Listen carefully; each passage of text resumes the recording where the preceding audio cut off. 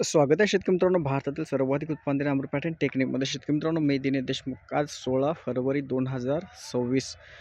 आज जो आपल्याला कपाशीचा प्लॉट बघायला मिळतो हा अमृत पॅटर्न पद्धतीने डेव्हलप गेलेला प्लॉट आहे. या ठिकाणी हे बघू शकता, पहिलं पाणी या ठिकाणी आपल्याला बघायला मिळते, जे पट पाणी आहे. आणि यामध्ये आता अनेक शेतकऱ्यांचा प्रश्न असतो की कपाशीमध्ये बोंडसड म्हणजे बोंडअळी येते. सुरुवातीला बोंडसड येते, त्याला आपण बोंडअळी म्हणतो. आणि महत्त्वाचं आहे याच्यामध्ये नियोजन करत असताना जास्तीत जास्त शेतकरी कीटकनाशक म्हणजेच बोंडअळीची औषधी आपण मारतो. प्रामुख्याने जर आपण बोंडसड कंट्रोल केली तर बोंडअळी म्हणजे नंतर येणारी अळी आपल्याला दिसणार नाही.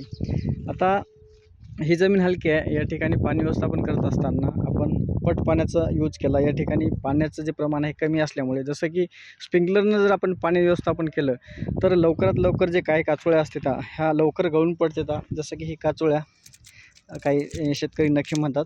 तर हे जेवढ्या लवकर गळून पडेल तेवढा लवकर रिफ्लॅश आपल्याला कपाशी पिकामध्ये बघायला मिळतो. आणि जे काही याच्यावर मावा असते, तुडतुडे असते तर किंवा किडकीटूक असते किंवा काळा मावा असते, हा संपूर्ण धुवून जातो. स्प्रिंकलरचं पाणी व्यवस्थापन करत असताना आपल्याला एका ठिकाणी भारी जमीन असेल तर एका पाईपवर आपल्याला कमीत कमी 3 ते 4 तास पाणी द्यायचं आणि 2 पाईपवर 7 ते 8 तास पाणी द्यायचं आहे. आता पाणी व्यवस्थापन करत असताना शेवटीचा अर्धा तास जो असतो, म्हणजेच आता आपण स्प्रिंकलर चालू केलं आणि शेवटी आता अर्ध्या तासापूर्वी आपल्याला मोटर बंद करण्यापूर्वी आपल्याला प्रति 200 लिटर पाण्यामध्ये 20 पुड्या शॅम्पूच्या, म्हणजे ₹1 जी पुडी मिळते, 20 पुड्या शॅम्पूच्या टाकायच्या. आणि त्यानंतर त्यामध्ये आपल्या स्प्रिंकलरच्याद्वारे या कापसाच्या प्लॉटमध्ये स्प्रिंकलरसोबत आपल्याला शॅम्पूच्या पुड्याचं पाणी सोडायचं आहे. जेणेकरून याच्यावर जे काही धूळ आहे किंवा जे आपण किडकीटूक म्हणतो किंवा अशा प्रकारचा जो मावा म्हणतो, हा संपूर्ण क्लिअर होऊन जाईल. जेवढं जास्त स्प्रिंकलरचं पाणी व्यवस्थापन आपण देसाल तेवढ्याच प्रमाणात बोंडसडचा प्रादुर्भाव तर टेम्परेचरमध्ये येत नाही. याच्यासमोर जे काय आहे बोंडसड येत नाही. मी तुम्हाला प्रात्यक्षिक दाखवतो. आता बघू शकता, हे नवीन बोंड आहे, दुसरं घेऊन पडलं खाली. आता नवीन बोंडामध्ये मी तुम्हाला प्रात्यक्षिक दाखवतो. आता बघा, हे नवीन बोंड आहे.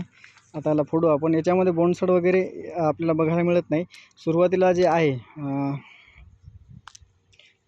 आता बघू शकता, याच्यामध्ये बोंडसडचा प्रादुर्भाव नाही आहे. आणि महत्त्वाचं आहे याच्यामध्ये, जर सुरुवातीला म्हणजेच पोळ्याच्या दरम्यान पाऊस पडला तेव्हा बोंडसड येते. पण जर प्रॉपर नियोजन आपण ॲपद्वारे केलं तर बोंडसडचा प्रादुर्भाव हा खूप कमी प्रमाणात अमृत पॅटर्नमध्ये बघायला मिळतो. आता जर अंधार गेलं तर खूप काही बोंड आहेत, मोजणं पण होणार नाहीत, एवढ्या याला फळफांद्या आहेत.